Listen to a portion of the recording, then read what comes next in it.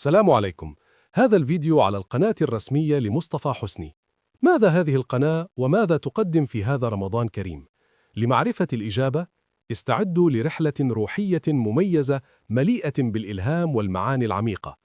لا تنسوا دعمنا بالاشتراك في القناة ومشاهدة الفيديو حتى النهاية، فكل لحظة فيه تستحق.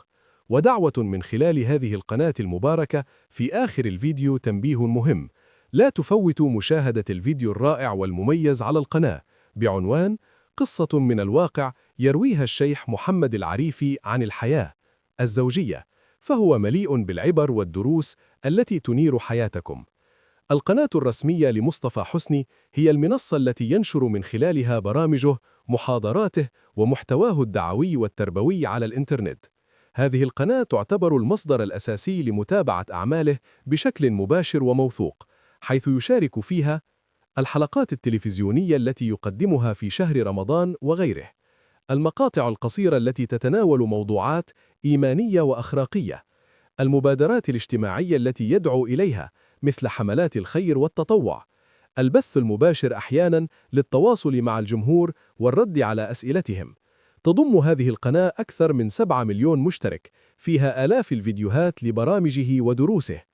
في رمضان 2025 القناة الرسمية لمصطفى حسني على يوتيوب ومنصاته الأخرى قدمت برنامجاً جديداً بعنوان نفوس. ما يقدمه البرنامج في رمضان: الموضوع الأساسي يتناول قضايا تتعلق بالنفوس البشرية وكيفية التعامل مع مشاعرها وضعفها وقوتها بأسلوب يجمع بين العمق والبساطة. الرسالة يهدف إلى تهذيب النفس وتقريبها من الله مع ربط القيم الإيمانية بالواقع الاجتماعي اليومي.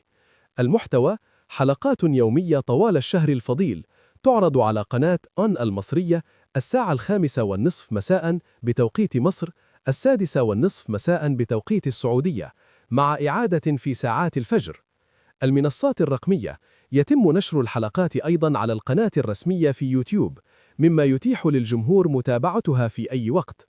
باختصار، القناة الرسمية لمصطفى حسني في رمضان تتحول إلى مساحة روحية يومية، تقدم محتوى يعالج قضايا النفس والروح، ويمنح المتابعين فرصة للتأمل والتغيير خلال الشهر المبارك.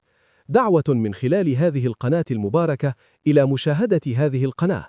يا شباب العالم العربي، رمضان فرصة ذهبية لتجديد الروح والقلب. تلك نافذة يومية تنير الطريق وتفتح أبواب الأمل وتعيدنا إلى جوهر علاقتنا بالله. هذه القناة لا تقدم مجرد برنامج، بل رحلة إيمانية عميقة تلامس النفوس وتساعدنا على مواجهة تحديات الحياة بقوة الإيمان وصفاء القلب. في كل حلقة هناك رسالة تلهمنا، فكرة تغيرنا، ونفحة روحية تجعل رمضان مختلفاً. فلنجعلها عادة يومية، نتابع، نتأمل، ونشارك الخير مع من حولنا.